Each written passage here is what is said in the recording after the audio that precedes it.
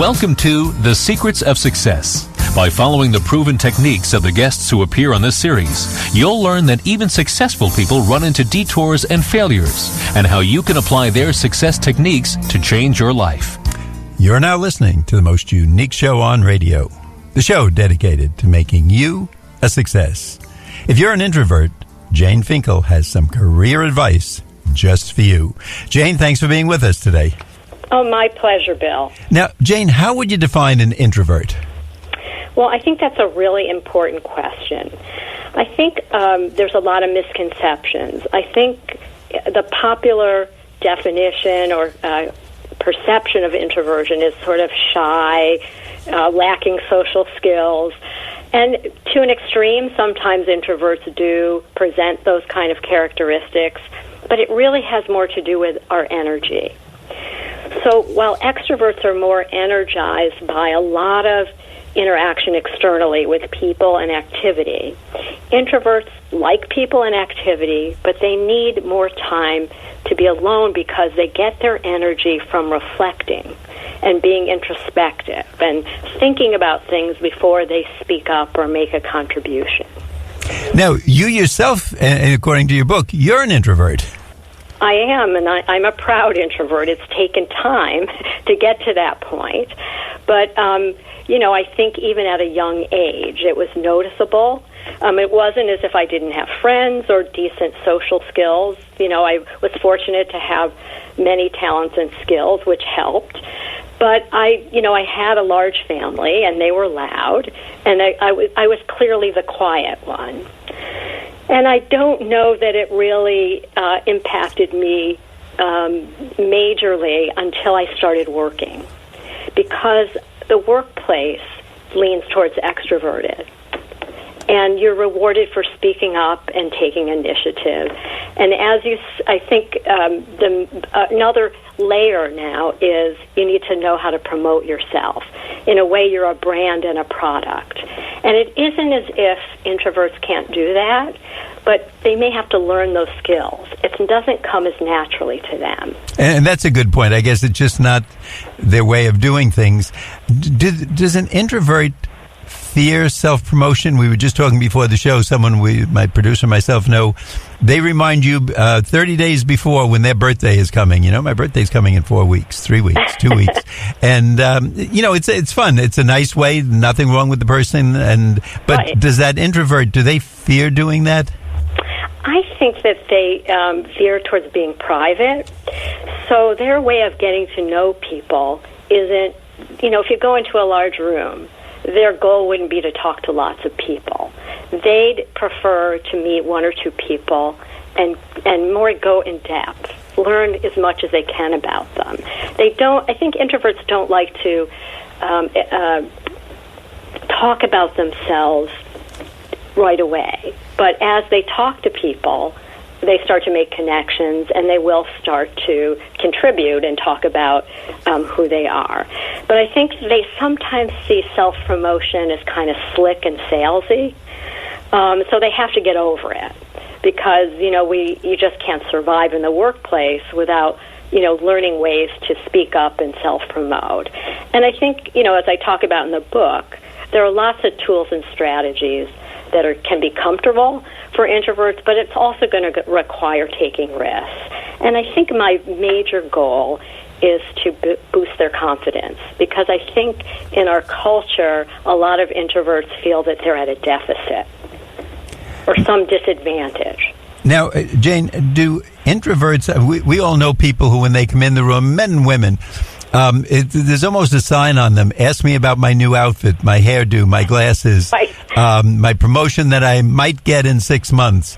And you can kind of just see them, an aura around them almost. Do the introverts, though, do they dwell more on the negative, like, ask me about that I might get fired in 6 months?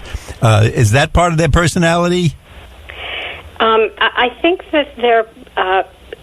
think that part of their personality is they are modest.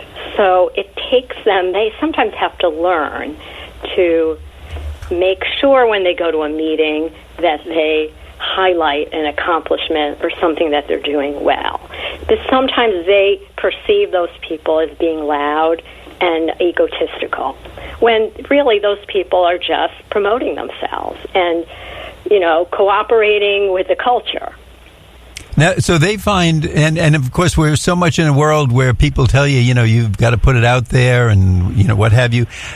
They find the self-promotion and, I guess, even glorification difficult. Is that fair to say? Yeah, I think it's like a skill that they need to learn. And once they learn it, like everything, it's when you first exercise and you haven't used muscles. And then the more you exercise, the easier it gets. So I think the thing with introverts is that they do have the skills, and they just have to develop them. Where, in a way, it would also be good for extroverts to develop introverted skills. But again, because the American culture is so extroverted, the way they survive is to learn how to use these skills. Now, you mentioned, I'm going to say a little trick, but an exercise, actually, that you put in your book. And I think you tell people to list 3 accomplishments and then the skills and values that go with them. Could you give us an example that might help some of our listeners? Well, the one thing I do want to reinforce about the book is that I think the self-assessment is the foundation. And if you're not able to articulate what's important to you in terms of your values or accomplishments or some of the skills, then it's going to make it difficult to build a resume, to go on social media, to succeed in interviews. So I start the book out with self-assessment because I think it informs everything after that. But, the achievement exercise, that's the very first thing because I think that's a confidence booster, to start right out thinking of the things that you've done well and that you're proud of. It can be as simple as, when I think of my own accomplishments, I remember moving into my first house and not knowing anything about gardening and, really developing and creating this beautiful garden. And to me, that was a great accomplishment. And, another accomplishment really was being able to learn how to speak up at meetings and get acknowledged for the good work that I was doing. Now, Jane, I'd just like to let our audience know if they're just tuning in, they're listening to The Secrets of Success on the Voice of Nassau Community College, 90.3 WHPC. I'm your host, Bill Horan, and our guest today is Jane Finkle. She's the author of The Introvert's Complete Career Guide, From Landing a Job to Surviving, Thriving, and Moving on Up. And Jane actually works with Ivy League students on this, so you would think those people would just go out and say, here I am, Ivy League. No, you've got to do some of the things that Jane's telling us about today. So it's valuable information, and it also makes the journey work a little easier because Jane has already told us she's an introvert herself. Jane, can you tell us, is there a website where we can learn more, and where can we get your book? Yes. My website is www.janefinkle.com. And there's actually more information about the book on my website, but it's available on Amazon, Barnes & Noble, and I am a real fan of independent bookstores, so it's also on IndieBound. Now, Jane, also can you tell us, you say when you look for job opportunities, be sure they support your most important values. Again, like what kind of values am I looking for? If I'm looking for a job, isn't it I just want the one who pays the most, or that I won't have to take too many trains or buses, etc.? Right. What kind of values are you suggesting that we look for? Well, I think it's different for everyone. So the exercise in the book helps people identify which are the most important values. So for some people it is economic reward. For others it might be they might be at a place in their career where they want more recognition or to work more independently, or maybe they've had experience where there's a lot of unethical, they've observed a lot of unethical things, and so integrity turns out to be really important to them. And your values can change over time, but it's good to take a step back sometimes and say, where am I now, and what's really important to you? And values are what really bring meaning to life and to your career. Yeah, Jan, I love the list you have in your book because I'm looking at it and I'm saying sometimes we don't even realize this is something we might really want, but we just kind of put it in a different category. And you have things like social concerns, public contact, helping others, making important decisions, having power, having a good work-life balance, excitement. I just spoke to someone who was a nurse last weekend, and they said, the work I'm doing is important, but when they put me in this department, I'm bored stiff.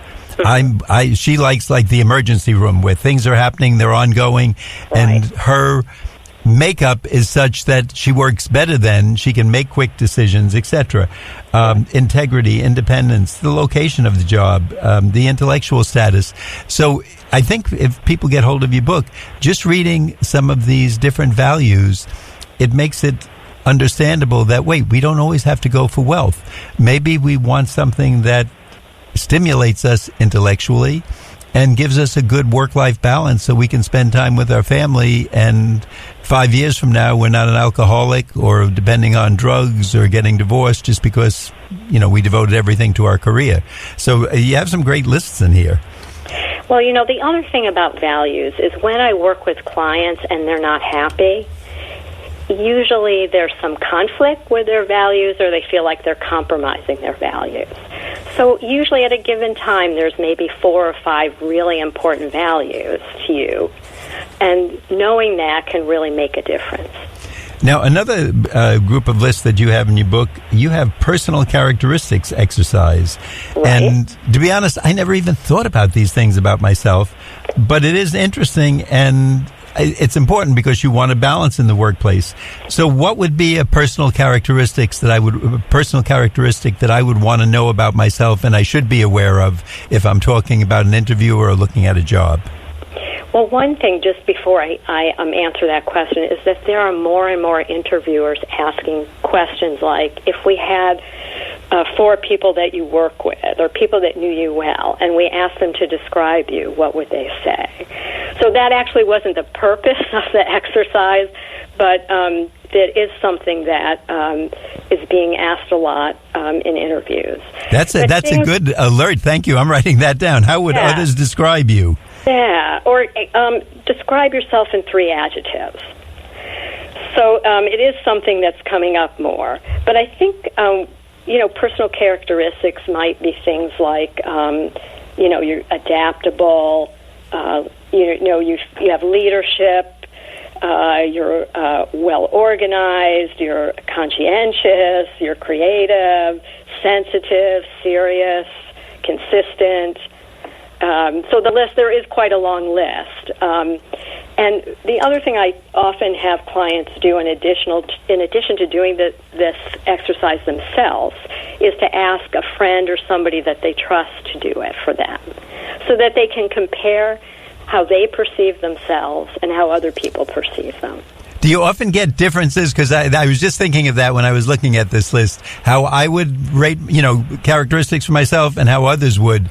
Is there a big difference? Sometimes, but what I found is that it's mostly an exercise on strengths. That people will probably select maybe 8 of the most positive words and then maybe have stubborn or something. I mean, there aren't a lot of words like defensive. There aren't a lot of really negative words, but it's mostly looking at their friend in a positive way, and then they might, as I said, might highlight 1 or 2 things where they think the person, might improve or, has a characteristic that, might be challenging to them at times. Jane, one of my outstanding characteristics is that I always take our breaks here on the show at the right time. Okay. So it's that time in the show, so I want to remind our listeners that you're listening to The Secrets of Success. My name is Bill Horan. The show is produced at the voice of Nassau Community College, 90.3 WHPC. We'll be right back after this brief break. If your skin could talk, would you listen? As your skin, I forgive you. I forgive you for poking and popping me when I broke out at 14. I forgive you for that awful belly ring hole you left in me when you were 15. I forgive you for damaging me before prom, on spring break, and at tanning salons when you were 16, 17, 18. But I'm your skin, and And if you continue to tan, I hope you can forgive me. Forgive me when wrinkles begin to show and I start developing age spots. Forgive me if I develop melanoma when you're only 22. So please, I'm asking you to stop. Stop tanning now. Our future depends on it. Protect your skin from melanoma, the second most common cancer in young women 15 to 29 years old. And protect your future. Learn more at spotskincancer.org. A message from the American Academy of Dermatology.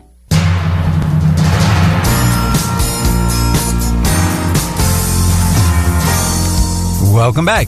You're listening to The Secrets of Success. I'm your host, Bill Horan, and today we're speaking with Jane Finkle, the author of The Introvert's Complete Career Guide.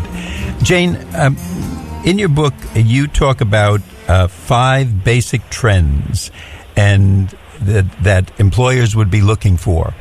To me, that's very important because if they're out there looking for them, I want to make sure I gear my resume, my approach to them, and perhaps my answers in that direction. So can you tell us about those trends? Well, I think they've actually done a lot of surveys, and employers are, of course they want experience and technical skills. But in some respects, they're also looking for the soft skills. But I would say there's 3 really, really important ones out of the 5. And one is they're looking for people who can solve problems. And they're also looking for new ideas and innovation. And the other thing that I think people sometimes overlook is how important the ability to cultivate and sustain relationships is. I think that those 3 things are really, extremely important. But, they're also looking for people who can be adaptable and flexible, since we live in a period of time where, they talk about the age of acceleration, where change is really fast. And so, workers have to learn to be flexible and adapt to change. Now, you mentioned in the book, start with a strategy. And I laughed when I saw that headline because I'm saying, I got a strategy, get a job. So I kind of think I'm totally wrong with that answer, but just to show you my reaction, what I would come out with. So when you say start with a strategy, what would be an appropriate strategy, or what are you focusing on there? I think what I'm focusing on is what's your goal, and that can be different for depending on where you are in your career. So it might be, as you said, get a job, but it also you might be working, and so your strategy might be, how am I going to advance? So do I need to work on, how I present myself in meetings? Do I need to work on how to communicate better with my boss? Do I need to learn how to, when I do projects or I do something that produces results or an outcome, do I know the best way to let everyone know so that I get acknowledged and recognition for a good job? And do I know how to, it may be you really want to be able to network and develop relationships, whether you're working for a job or whether you're actually in a job. You made a great point, and I hope our audience picked it up, because at different points in our career, when we come out of school, I would think most of us, maybe I had the right answer for the first job. In other words, get a job. If you're a teacher, you just want some school to say you're hired, and it kind of validates your education, and now you're a teacher. But I think you mentioned it's different in different points in our career. After being a teacher maybe for 2 years, maybe you want a position where you're more involved with developing the curriculum, or working with the students, or having a position in the school that will lead to better positions, whatever your career preference is. So it really does, I would guess, change like a book changes with each chapter. As we move on in our career, it's not just getting a teaching job. Now it should be the teaching job that offers us more of what we really enjoy doing. Would that be a good way to put it? It is a good way to put it, and I think. See, I'm learning. Yeah, I think though that some of the challenges that introverts face sometimes are different than extroverts. So, especially when it comes to, there's aspects of, interviewing and networking that some introverts have difficulty with. And, sometimes when they're on the job, they'd be happy just to sit quietly, behind their computer when, it's very important to initiate relationships with your coworkers and the boss. So there's lots of strategies in the book to help introverts at any phase of their career development.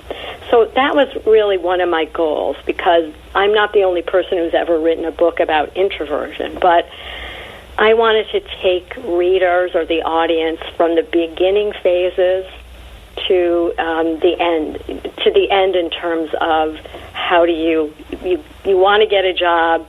There's strategies for how that can happen for you, and then the second part of the book focuses on now you have a job, how are you going to adjust and how are you going to advance in your career.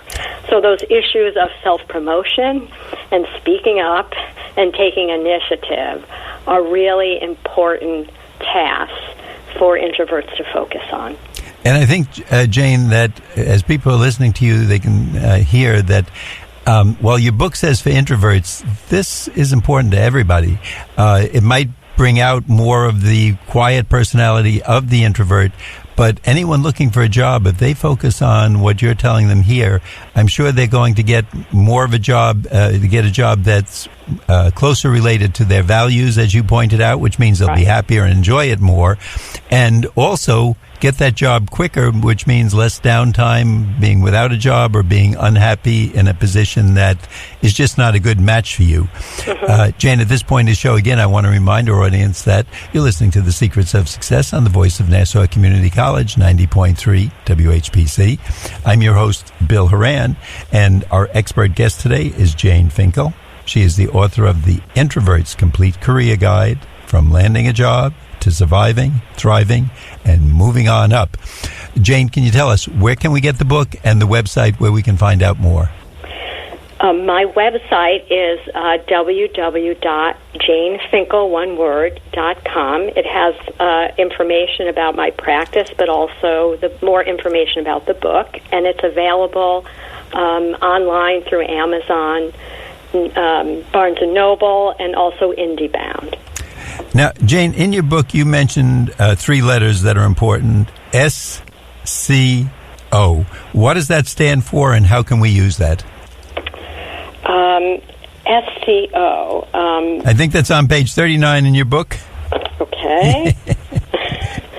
I love all these initials we're dealing with today. I just gave a talk on it, and I said if you want to be successful, you better learn all these new initials that are coming out, new letters, alphabet soup. Okay, so SCO, so scope. So that's a formula that focuses on accomplishments, what your contributions are and what the outcome is. So it's a formula that helps introverts focus in on their accomplishments. So the S stands for scope, and that's just the overview and the breadth of a project or a task or some initiative. That it's just the overview of what the actual accomplishment was. And C is your contribution. So what did you actually do to make the project work or to use certain skills in the project? And then outcome is what the results were. That's the actual achievement.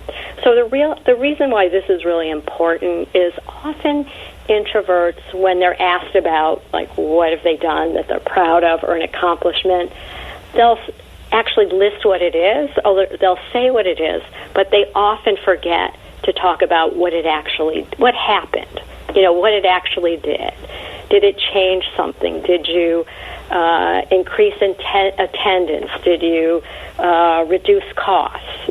Did you introduce a new idea? So it's a very simple formula to take a look at your accomplishments and be able to articulate, whether it's in writing or it's an interview or it's a networking event, to be able to fully describe what that achievement was. I bet when people talk to you, clients come in and students, I bet they find that they really have more accomplishments than they thought of just by the conversation that goes on. Am I correct? That is correct. So that's actually something I enjoy when I meet clients, and they'll say, they'll be talking about work, and they'll say, oh, I wrote a new HR policy booklet for, my workplace. And then I say, well, how many pages was that? 200. How many employees are reading that? 2,000. So once you start to probe, and they're starting to realize that maybe this accomplishment was bigger than they realized. Jane, why do you say we should look at ourselves as a product? What does that mean? Well, because we're in this age of acceleration, and that things are constantly changing. So, one company is buying another company out, then new management comes in. I've had clients who've had their job description changed 2 or 3 times in 1 year. So that's why, especially this younger generation, needs to be ready to make a change. I mean, hopefully, they can stay where they are for a while, but it's really important to be ready to make a change if it comes unexpected, or you're ready, you feel like you want to advance. And employers are very focused. They want to know what you did in your job, but they're mostly interested in what you achieved or what results, that you accomplished through a project or through your work. So self-promotion becomes really important, and that happens in the way you build your resume. So it's not, in your resume, it's not just about describing your experience. It's maybe bulleting very specific accomplishments. It happens in a meeting where you're sitting around with a group, and you need to be able to highlight a project that you're working on and the status of it, and hopefully, that it's gaining some momentum. And also when you network, to be able to talk to people about, your work, but some of the things that you've done that you're really proud of. And obviously it's pretty essential when you interview. Jane, having gone through this book, I would say to anyone out there, whether you are a new graduate or you've had that job for a few years, not completely satisfied, or maybe on the other end of things, you've working for 20 years for a company and you see it's time for a change. Even though it says the Introvert's Complete Career Guide by our guest Jane Finkle, this would be an excellent book and starting point for anybody to get going, and I think it would save them a lot of time and put them in a much better position. Before we wrap up, Jane, can you give us that website again? It's www.janefinkle.com. Jane, thanks so much for being with us today. Would like to remind our audience that you've been listening to The Secrets of Success on the voice of Nassau Community College, 90.3 WHPC. I'm your host, Bill Horan, asking you to please join us again next week at the same time when we will continue our journey to success.